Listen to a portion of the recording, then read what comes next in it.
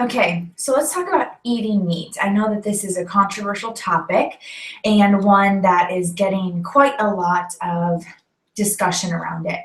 I personally eat meat, and I have personally gone vegan for 3 weeks and attempted to not eat meat to see how my body reacted. And I think that's key here, is to always know what's right for you. So I'm going to be very different than you're going to be. So knowing how your body reacts to meat and how you feel with different types of meat. Excuse me. For one, you guys this week, as I asked you to do on day 14, is to start journaling.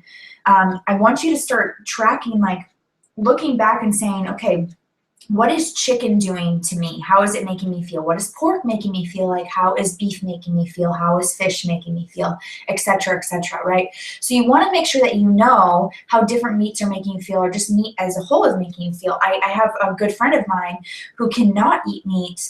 She eats meat maybe in very small quantities once a day. If she eats too much, it hurts and upsets her stomach. For me, I do really well on high protein diets. I feel really good when I eat a lot of protein. So I eat meat. I think that you just have to find what works for you. So what I have found out recently in some research and going to some different conferences is that when you eat meat, it does increase the acidity in your blood. And I won't go into all of the scientific stuff behind it, but I do want you to know that we want to keep our blood level at a balanced pH. So we want to just be slightly basic, which is just right above, a balanced pH. So I think it's like 7.35 on a pH scale is where our body likes to be. So if we eat meat, it's the acidity from breaking down the meat gets in the bloodstream and it brings our pH down. In order to bring that pH up, you want to always have lots of greens in your diet. So you want to eat, I always try and have like a side of raw spinach that I eat with my meal, that I'm eating with my chicken or my beef or whatever I'm eating. I'm trying to have greens with it. And a lot of times I want to eat it raw. I do cook my veggies a lot too, but raw is always better. But you want to make sure that you're having some sort of greens, whether it's spinach, it's broccoli is a great green to have, Brussels sprouts. Oh, excuse me, I just ate lunch. A little bit of chicken actually, and Brussels sprouts. So you just want to make sure that you're balancing things out. So when you're eating a meal and you have some meat on your plate, you want to just make sure that you're having double the amount of veggies and then a small amount of carbs, whether that's brown rice or sweet potatoes or red potatoes or quinoa or some sort of grain on your plate as well. So you want to just make sure that you have some sort of, you have a little bit of each. You have some veggies, you have some carbs, and you have a little bit of protein. Okay, so you're always balancing it out. One thing that I want to say about if you do eat meat, I want you to start thinking about the quality of your meat. Where are you getting your meat? Are you getting it locally? Are you getting it at the Main Street supermarket? Where are you getting your meat? I want you to think about when you get meat in a place that mass produces meat, think about the farm that has the mass production of animals.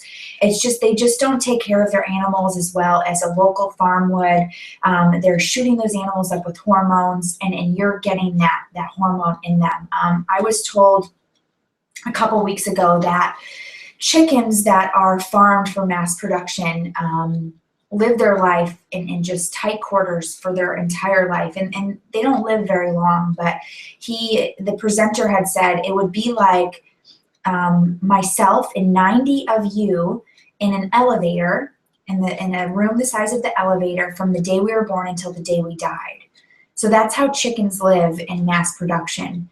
Can you imagine the amount of stress that's going through their body, the stress hormones that's constantly in their body, and then the hormones that they're being fed to make sure that they don't spread disease and infection because they're in such close quarters. So all of that is then in the meat and coming into your body. And when you eat food, your cells form with that food. It's a really intimate connection when you eat food. So you want to make sure that the meat you're eating is of good quality meat. So I know buying local meat may be more expensive, but it's worth the price. It's worth the price. And maybe you don't buy everything local right away, or maybe you don't buy everything organic right away, kind of like we talked about last week. But I want you to start thinking about how you can start adding that in and more often into your diet, how you can start getting better quality meat more often into your diet. Okay, so that you know that you're getting a good quality product in your body, you're fueling your right. Okay, so the things to take away from today is anytime you eat meat, make sure that you're having a green vegetable to offset the acidity that the meat creates in your body. And then also make sure that you're having high quality meat, that you're buying a good quality meat that is not mass produced, that may either be organic or maybe from a local farm. Okay, so I want you to comment below. Tell me about how you feel about meat, maybe what particular meats that you like the best, and maybe how you can change that. And before I go, I just thought of one thing that I want to say is seafood. Let's talk quickly about seafood. When you buy seafood, you always want to go for wild caught. So you want to go for wild caught seafood, and you want to make sure that it's sustainable. So you want to make sure that that they're using sustainable practices to catch their wildlife. So meaning that they're not, you know, polluting the ocean when they're out catching fish, that they're not doing things that are harmful to other animals, that they're, you know, that they're sustainably catching fish and not overfishing. So make sure that there's a stamp of approval that shows that it's sustainable practices. When I buy my tuna, I buy tuna from a company called Wild Planet, and they have sustainable practices, and they catch their tuna in a smaller size tuna, so the tuna are not old enough to have ingested a lot of mercury from the ocean. So so they're small, young tuna, and that makes for a better quality meat. So do some research on the meat you're eating. Another good thing with beef is grass-fed. You know, obviously hormone-free is really good. Cage-free is really good for chickens. Just really know where your meat is coming from. I think that that's the biggest takeaway, is know where your food is coming from, and the best way to do that is to go local.